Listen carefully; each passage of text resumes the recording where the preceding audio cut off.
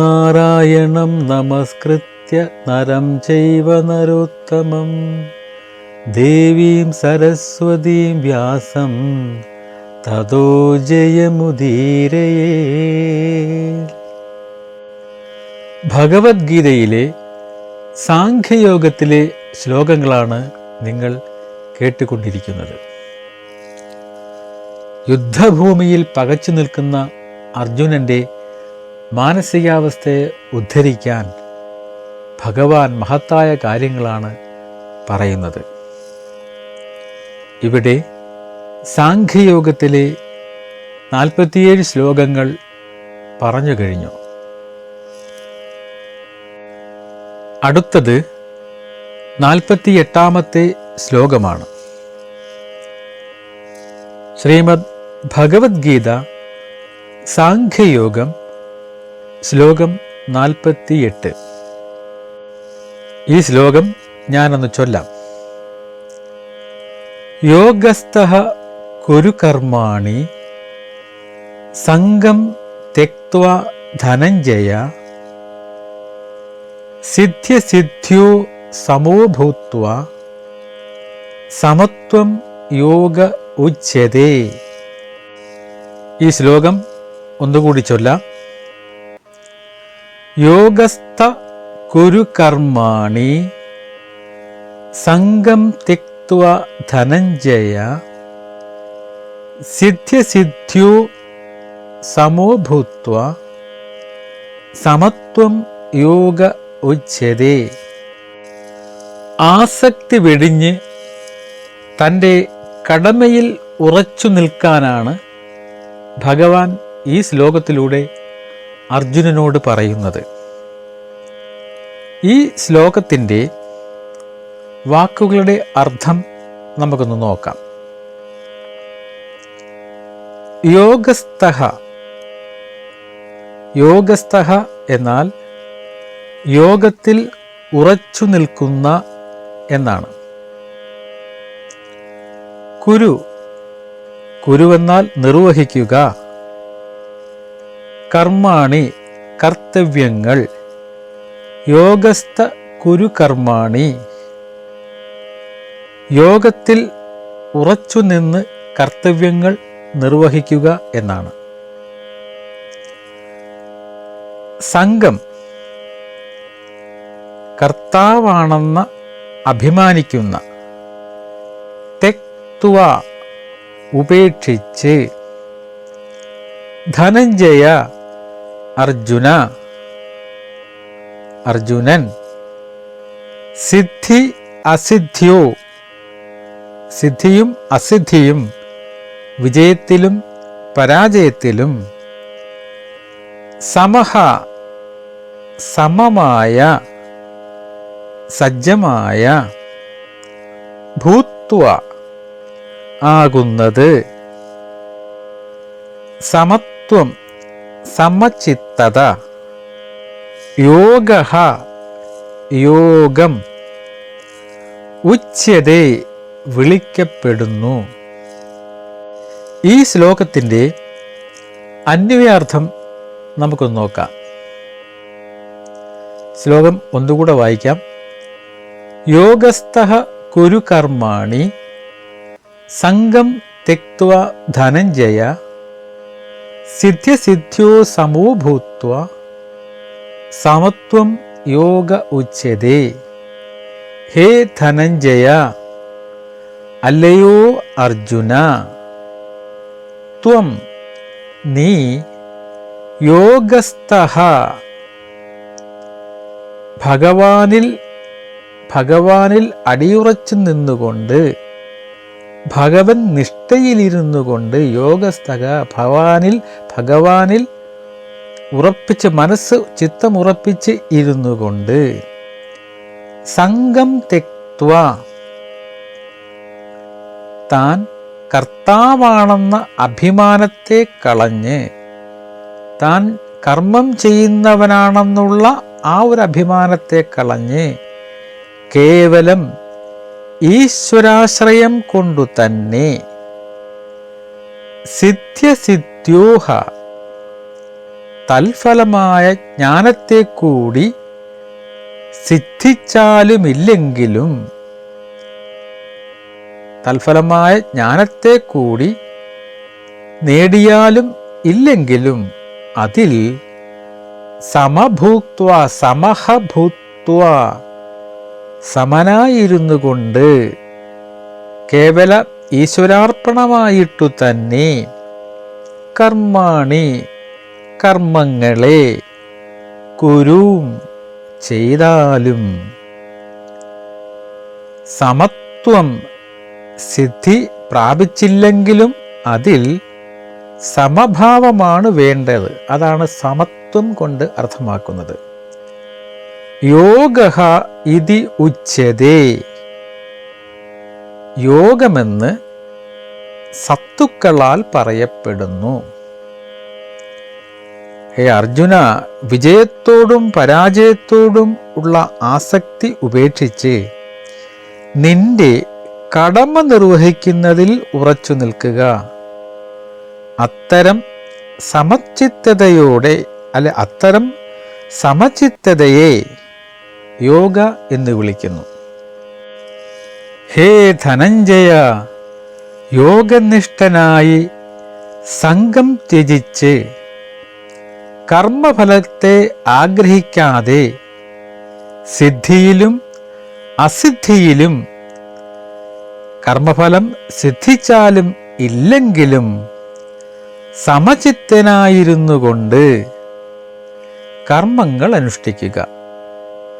ആ സമത്വഭാവമത്രേ യോഗമെന്ന് പറയപ്പെടുന്നു. ഭഗവാൻ ഒന്നുകൂടെ പറയുകയാണ്, എടോ അർജുന, എല്ലായിടത്തും ഒരുപോലെ നിറഞ്ഞിരിക്കുന്ന ബ്രഹ്മം തന്നെയാണ് സമശബ്ദത്തിൻ്റെ അർത്ഥം. അതിൽ ഉറച്ചിരുന്നു കൊണ്ട് ഫലകാംക്ഷ കൂടാതെ വിഹിത കർമ്മം ചെയ്യുക. കർമ്മജന്യമായ ഫലം സിദ്ധിച്ചാലും ഇല്ലെങ്കിലും സന്തോഷസന്താപങ്ങൾ ഉണ്ടാകരുത്. ഇതിൻ്റെ പരമമായ ഫലം ബ്രഹ്മപ്രാപ്തിയാണെന്ന് നിശ്ചയിക്കുക. അതുകൊണ്ട് ജന്മാദിയായ സകല ദുഃഖത്തിനും നിവൃത്തിയുണ്ടാകും. അതാണല്ലോ നിന്റെ ആഗ്രഹവും. അതിന് ഇതുതന്നെയാണ് പ്രഥമ സമാധാനം. യോഗസ്ഥ കുരു കർമാണി സംഗം ത്യക്ത്വാ ധനഞ്ജയ സിദ്ധ്യസിദ്ധ്യോ സമോ ഭൂത്വാ സമത്വം യോഗ ഉച്യതേ. ശ്രീമദ് ഭഗവത്ഗീത സാംഖ്യയോഗം ശ്ലോകം 49. ദുരണേ ഹ്യവരം കർമ്മ ബുദ്ധിയോഗ ധനഞ്ജയ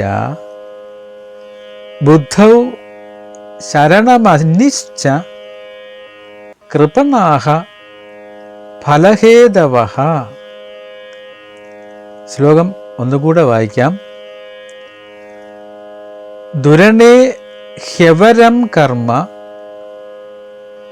ബുദ്ധിയോഗാ ധനഞ്ജയ ബുദ്ധൗ ശരണമന്വിശ്ച കൃപണാഃ ഫലഹേതവഃ. ഈ ശ്ലോകത്തിൻ്റെ വാക്കുകളുടെ അർത്ഥം ഒന്ന് നോക്കാം.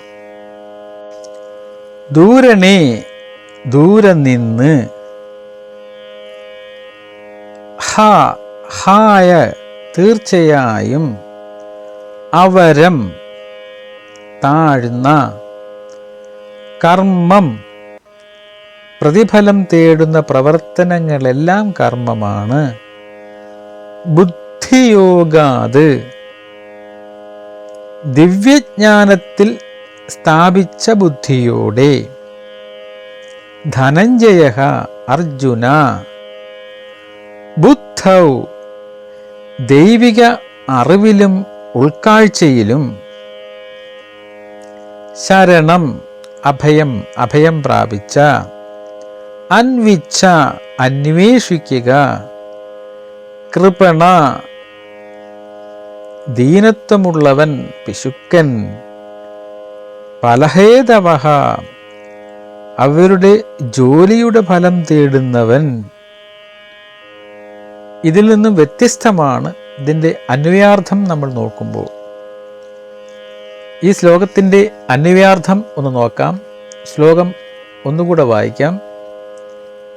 ദൂരണേ ഹവ്യവരം കർമ്മ ബുദ്ധിയോഗ ധനഞ്ജയ,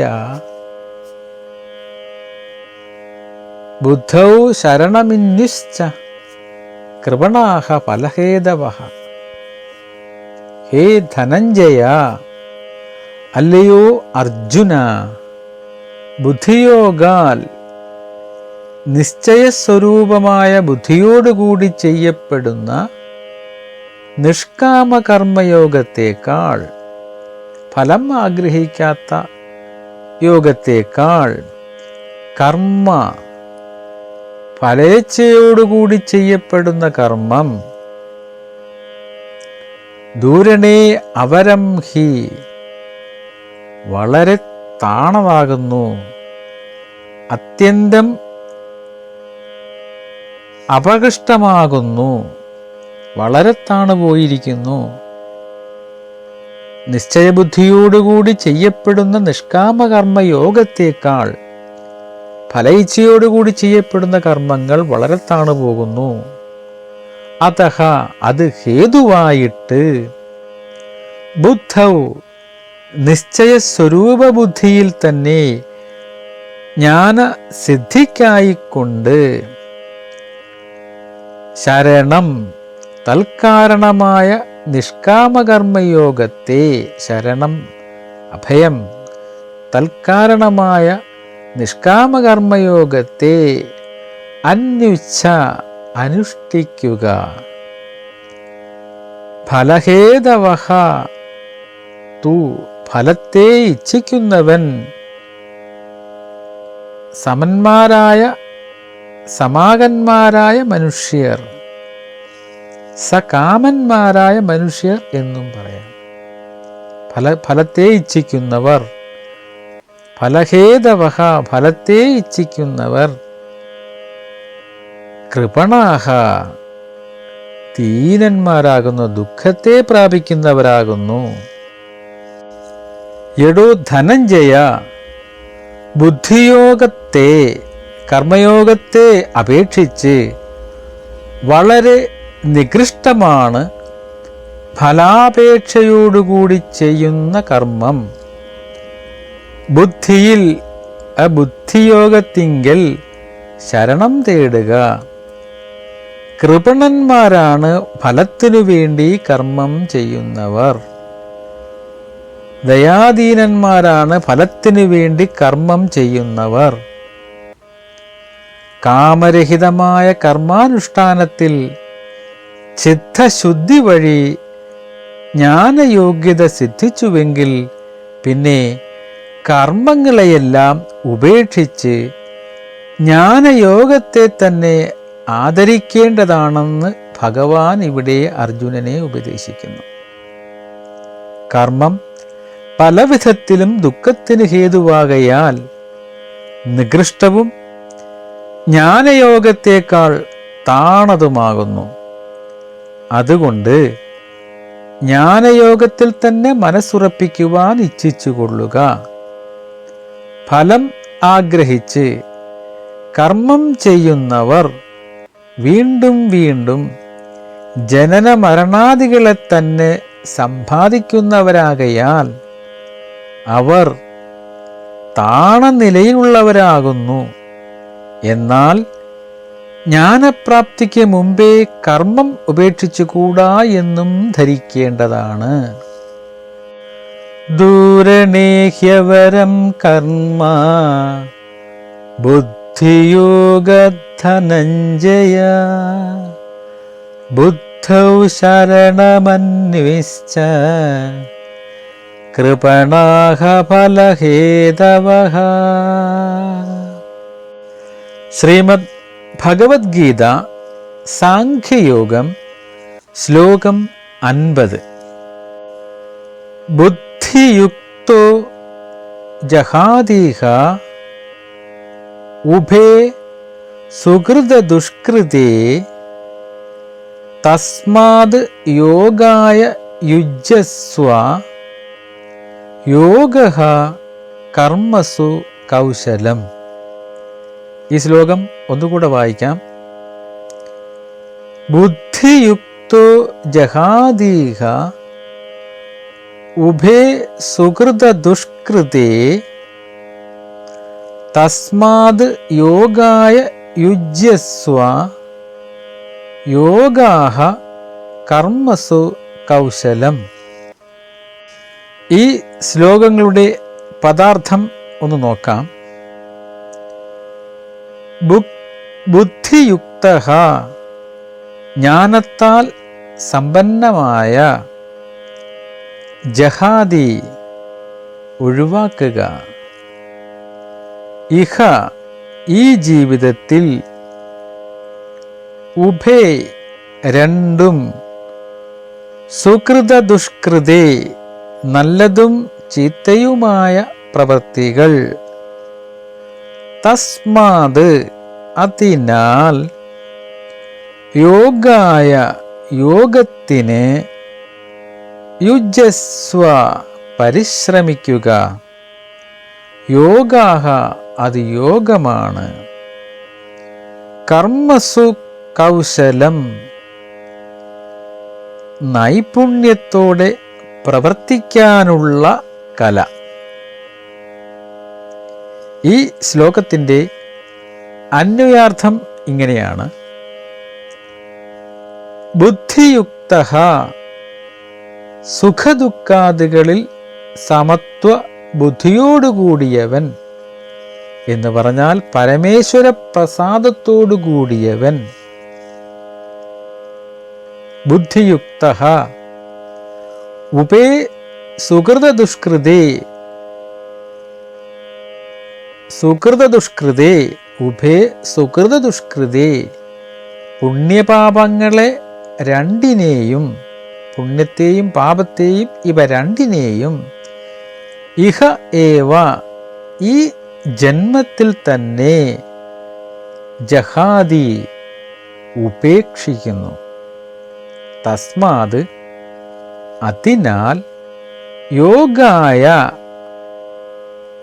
ജ്ഞാനമായവ നിഷ്കാമകർമ്മയോഗത്തിനായിക്കൊണ്ട്, യോഗായ നിഷ്കാമ കർമ്മം ആഗ്രഹിക്കാത്ത യോഗത്തിനായിക്കൊണ്ട്, യുജ്യസ്വ പ്രയത്നം ചെയ്യുക, പ്രവർത്തിക്കുക, യതഃ എന്തുകൊണ്ടെന്നാൽ, കർമ്മസു കർമ്മങ്ങളിലുള്ള, കർമ്മങ്ങൾ സ്വഭാവേന ബന്ധങ്ങളാണെങ്കിലും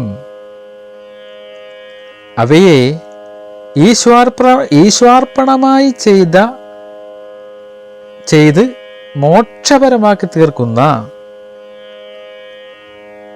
കൗശലം, സാമർഥ്യം, ആ സാമർഥ്യം അത് യോഗഃ യോഗമാകുന്നു. ബുദ്ധിയോഗനിഷ്ഠന് ഇവിടെ വെച്ചു തന്നെ, അതായത് ഈ ജന്മത്തിൽ തന്നെ പുണ്യപാപങ്ങൾ രണ്ടും ത്യജിക്കുവാൻ കഴിയുന്നു.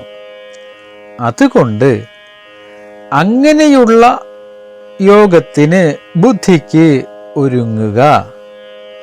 യോഗകർമ്മങ്ങളിലുള്ള കുശലത തന്നെയാകുന്നു അത്. മോക്ഷം ലഭിക്കണമെങ്കിൽ ജന്മാദിഹേതുക്കളായ പുണ്യപാപ കർമ്മങ്ങൾ തീരെ നശിക്കണം. ജ്ഞാനത്തിനു മാത്രമേ കർമ്മങ്ങളെ നശിപ്പിക്കുവാൻ കെൽപ്പുള്ളൂ. പ്രായശ്ചിത്തം മുതലായ കർമാനുഷ്ഠാനങ്ങളോ ഗംഗാ സ്നാനാദികൾ കൊണ്ടുള്ള പുണ്യങ്ങളോ നിശേഷം കർമ്മനാശം വരുത്തുകയില്ല. ജ്ഞാനയോഗം സിദ്ധിച്ചവൻ ജ്ഞാനോൽപത്തിക്ക് മുൻപ് പല ജന്മങ്ങളിലും ഈ ജന്മത്തിലും ചെയ്തവയും ജ്ഞാനാനന്തരം ചെയ്യുന്നവയുമായ പുണ്യപാപരൂപങ്ങളായ രണ്ടു വിധം കർമ്മങ്ങളെയും ജ്ഞാനാഗ്നി കൊണ്ട് നശിപ്പിക്കുന്നു. കർമ്മങ്ങളെയെല്ലാം അതിക്രമിക്കുവാൻ സമർത്ഥമായത് ജ്ഞാനമാകയാൽ അതിനെ സമ്പാദിക്കുവാൻ പരിശ്രമിച്ചു കൊള്ളുക എന്ന് ഭഗവാൻ പറയുന്നു. ജ്ഞാനമുണ്ടാകുവാനുള്ള യോഗ്യതാസിദ്ധിക്കു വേണ്ടി മാത്രം നിഷ്കാമകർമ്മം അനുഷ്ഠിച്ചു കൊള്ളേണ്ടതാണെന്നാണ് ഈ ശ്ലോകത്തിലൂടെ ഭഗവാൻ പറയുന്ന സാരം. ബുദ്ധിയുക്തോ ജഘാദീഹ ഊപേ സുഹൃദ ദുഷ്കൃതേ തസ്മാദ് യോഗായ യുജ്യസ്വ യോഗ കർമ്മസു കൗശലം. ശ്രീമദ് ഭഗവത്ഗീത സാഖ്യയോഗം ശ്ലോകം 51. ഈ ശ്ലോകം ഒന്ന് ചൊല്ലാം. കർമ്മജം ബുദ്ധിയുക്ത്വാഹി കർമ്മജം ബുദ്ധിയുക്ത്വാഹി ഫലം ത്യക്ത്വാ മനീഷിണഃ ഫലം ത്യക്ത്വാ മനീഷിണഃ ജന്മബന്ധ വിനിർമുക്ത്വാ ജന്മബന്ധ വിനിർമുക്ത്വാഃ പദം ഗച്ഛന്ത്യമനാമയം പദം ഗച്ഛന്ത്യം അനാമയം. ഈ ശ്ലോകത്തിൽ കാണിച്ചിട്ടുള്ള പദങ്ങളുടെ അർത്ഥം ഒന്ന് നോക്കാം. കർമ്മജാം കർമ്മജം ഫലപ്രാപ്തിയിൽ നിന്ന് ജനിച്ചത് എന്നാണ് അർത്ഥം. ബുദ്ധിയുക്തഃ ബുദ്ധിയുടെ സമചിത്തതയിൽ സമ്പന്നമാണ്. ഹി അതുപോലെ ഫലങ്ങൾ തെക്ത്വ ഉപേക്ഷിക്കാൻ മനീഷിണഃ ജ്ഞാനികൾ ജന്മബന്ധ വിനിർമുക്തഃ ജീവിതത്തിൻ്റെയും മരണത്തിൻ്റെയും ബന്ധനത്തിൽ നിന്നുള്ള സ്വാതന്ത്ര്യം പദം സ്ഥാനം ഗച്ഛന്തി നേടുന്നു അനാമയം കഷ്ടപ്പാടുകളില്ലാതെ.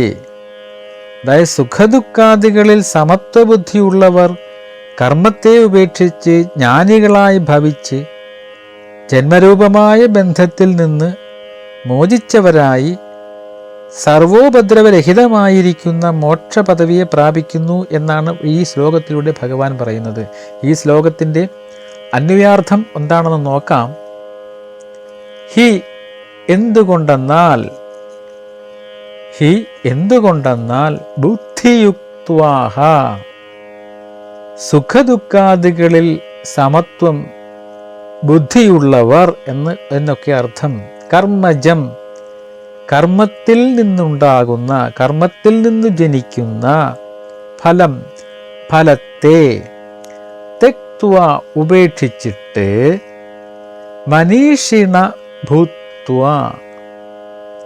കേവലം ഈശ്വരാരാധനമായി കർമ്മം ചെയ്യുന്ന ജ്ഞാനികളായി ഭവിച്ചിട്ട് ജന്മബന്ധ വിനിർമുക്തഃ ജന്മരൂപമായ ബന്ധത്തിൽ നിന്നും മോചിതരായി അനാമയം സർവോപദ്രരഹിതമായിരിക്കുന്ന പദം ആ സ്ഥാനം ആ മോക്ഷമെന്ന് പറയപ്പെടുന്ന ആ വിഷ്ണുപദത്തെ ഗച്ഛതി പ്രാപിക്കുന്നു.